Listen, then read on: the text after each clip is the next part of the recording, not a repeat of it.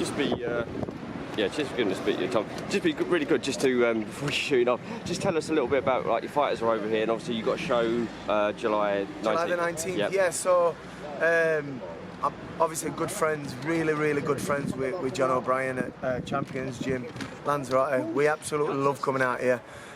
We try and get out here minimum 4 or 5 times a year on training camps. It's a great, I mean, all you have to do is look around. The facilities are fantastic, the gym's exactly what you need. The heat, it's great. This camp, we're out here with Callum Hancock, who's 9-0, fighting in his 10th fight. At the Magna on the 19th of July, a show I'm doing with Steffi Bull. An amazing card. It's a world title. We've got Terry Harper fighting in an IBO world title fight. Lee Appleyard fighting in a title. Obviously, Callum's in a 6-rounder. I think we've got about nine fights on the card. World Championship boxing, and TV's not involved. I don't know if it's ever been done before, but do you know, we're trying to keep boxing rolling in the Sheffield area, Sheffield, Rotherham, Doncaster area, and me and Steffi are trying to put all local talent on, try and showcase local talent in and around Sheffield, and it's great. It's great for the town, and like I say, we love coming out here on training camps. Yeah. How many fighters do you have now under your wing? I train probably about six pro fighters. I manage probably 3 or 4 of them. We're an amateur gym as well, 26 RI ABC. My gym is a gym for anybody and everybody. So yeah, we keep him busy with the pro shows. Like I say, we're affiliated as an amateur gym now. We've got 10 amateur fighters, so we just keep him busy. Do you like the promoting side as well? I love it, yeah. I mean, don't get me wrong, it's hard, it's very hard. You know, it's one of them, if you haven't got TV, you do struggle. And all small hall promoters, if you go into a promotion and you don't lose money, you've made a successful show. So that's what it's about.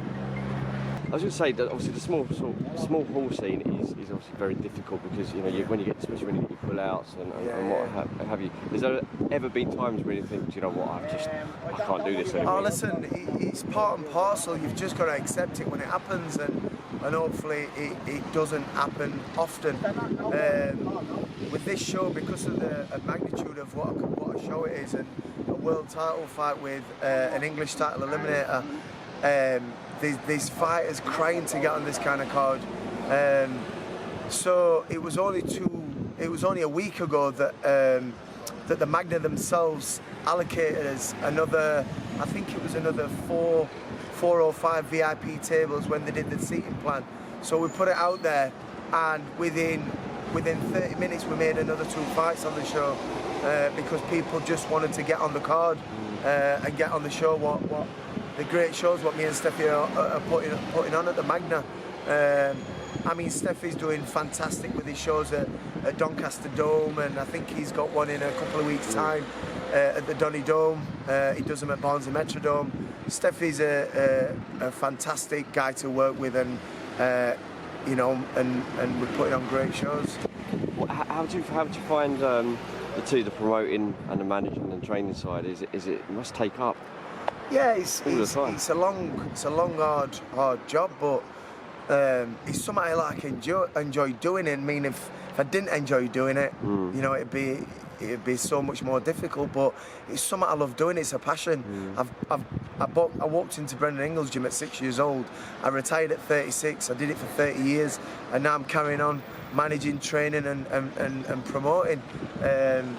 So it's great, and not to forget, I even put on a few dinner shows earlier this year in February.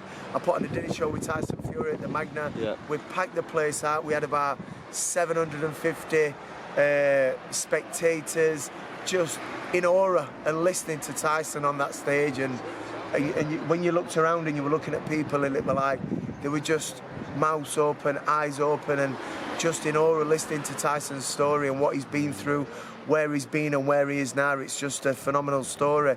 So we're just trying to put on keeping boxing Sheffield, keeping boxing in and around Sheffield area, putting the shows on, putting the pro shows on, keeping the amateurs coming through, because the amateurs are our next generation of world champion and British and European champion boxers. Absolutely.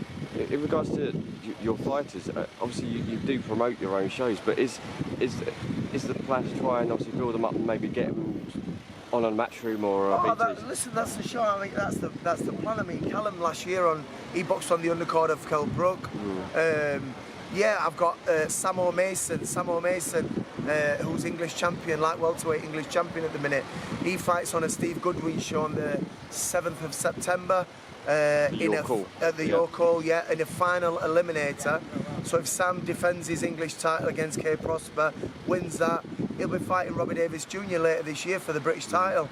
No doubt that'll be on a Matchroom show. And that's what it's all about, getting our fighters the exposure and what they deserve and what they need, because boxing's a hard. It's not that hard. It's the hardest sport there is. Make no mistake about it. You know, it's a lonely sport. It's not like that ring is not like football where if you're making a mistake, it's not like football. You've got 10 other players to back you up. If you're having an off night in that boxing ring, it's going to be a long, hard, tough night. So, yeah. I was going to say, when you were boxing, was the when you were boxing, was it always in your mind that when I finish, I wanna do be a trainer or a coach, and I want to promote? Or no, do you know what? I never really expected to go into training when I finished. I really didn't know what I wanted to do. It was just I started doing a bit of circuit training with a couple of mates and things like that. Then I got approached by a couple of fighters. One was Curtis Woodhouse, the former footballer turned boxer, who we ended up getting him to win that British title against Darren Hamilton over in Hull.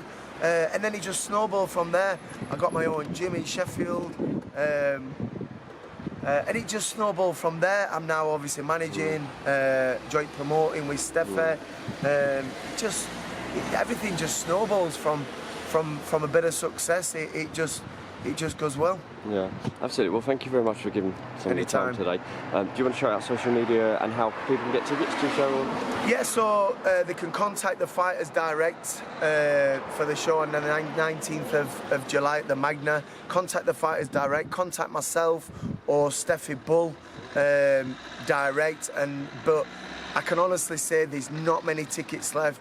We were lucky that Magna allocated as another 4 VIP tables and 30 standard tickets. That's all they allocated, and they got snapped up like that. So the tickets what are available, if any, please grab them, because this is going to be one hell of a show. Absolutely. And how can people follow you on social media? So on Instagram I'm Ryan Rhodes 26. On Twitter I'm RLR26, and just on normal Facebook, Ryan Rhodes. Cool, awesome. Thank you very much. Thank you. Cheers, buddy. Cheers.